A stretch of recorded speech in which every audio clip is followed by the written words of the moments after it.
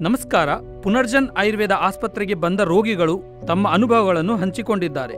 ಪುನರ್ಜನ್ ಅನ್ನು ಆಶ್ರಯಿಸಿ ಬಂದ ನಂತರ ಏನು ಹೇಳಿದ್ದಾರೆ ನೋಡೋಣ. ಅವರ ಅನುಭವಗಳನ್ನು ಅವರ ಬಾಯಿಯಲ್ಲೇ ಕೇಳೋಣ. ಕೃಷ್ಣನಾಯಕ್, ನಾವು ಕನಕಪುರದ ಬಾರ್ಡ್ರತೆ 76 ನಡೀತದೆ. 3 ತಿಂಗಳು 4 ತಿಂಗಳಿಂದ ಈಚೆ ಗೊತ್ತಾಯ್ತು ಇದು.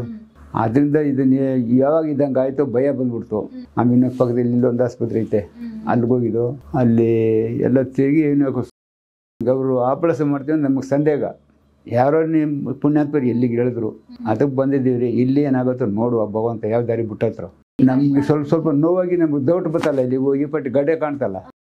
ಆಮೇಲೆ ಈ ಕಡೆ ಬಂದಿದ್ದು ಅವೆಲ್ಲ ಏನು ಸೇದಲ್ಲತ್ತೆ. ಮುಂದೆ ಸಾನ ದಿವಸ ಸೇರ್ತಾ ಇದ್ದೋ ಅದೆಲ್ಲ ಯಾವಾಗ ನಮ್ಗೆ ಇಡೀ ಸಲ ಬಿಟ್ಬಿಟ್ಟು ನಾವು ಅವೆಲ್ಲ ಬಿಟ್ಟು ಸಾನ ದಿವಸ ಆಯಿತು. ಸರ ಗಿರೆ ಅದು ಕುಡಿಬೇಕಂದ್ರೆ ಏನು ಭಾವನೆ ಇಲ್ಲತ್ತೆ. ತಿಂದರೆ ಮುದ್ದೆ ಯಾರಿಗೂ ಇಲ್ಲ, ನಮ್ಮ ಮನೇಲಿ ಯಾರಿಗೂ ಇಲ್ಲ, ಯಾರು ಒಬ್ರಿಗೂ ಇಲ್ಲ ಈ ಥರ. ನಮಗೆ ಏನು ಅದೆಲ್ಲ ಏನಿಲ್ಲ, ಇಲ್ಲೇ ತೋರಿಸಿರೋದು ನಾವು ಬಂದು ಫಸ್ಟು. ಅಲ್ಲಿ ಏನು ಪ್ರತಿಯೊಂದು ಯಾವುದಕ್ಕೂ ನಾನು ಇದೆ ಅಂತ ತೋರಿಸೋದಿಲ್ಲ ನಾವು ಯಾರಿಗೂ. ಇಲ್ಲಿ ಏನಂದ್ರೆ ಇವಾಗ ಪಥ್ಯ ಹೇಳಿದ್ರು, ಇದನ್ನು ತಗೊಂಡು ಉಪಯೋಗಿಸಿ ನೋಡ್ರಿ. ನೋಡಿದಿರ ಅಲ್ಲವೇ, ಅವರ ಮಾತುಗಳಲ್ಲಿ ಇರುವ ಧೈರ್ಯವೇ ಪುನರ್ಜನ್ ಸಾಧಿಸಿರುವ ಯಶಸ್ಸು. ಅವರ ನಂಬಿಕೆಯೇ ಪುನರ್ಜನ್ ಅನ್ನು ಮುಂದಕ್ಕೆ ನಡೆಸುವ ಇಂಧನ. ಅದೇ ರೀತಿ ಇನ್ನು ಹಲವರ ಜೀವನದಲ್ಲಿ ಪುನರ್ಜನ್ ಬೆಳಕನ್ನು ಚೆಲ್ಲಲು ನಿರಂತರವಾಗಿ ಪ್ರಯತ್ನ ಮಾಡುತ್ತಲೇ ಇರುತ್ತದೆ. ಧನ್ಯವಾದಗಳು.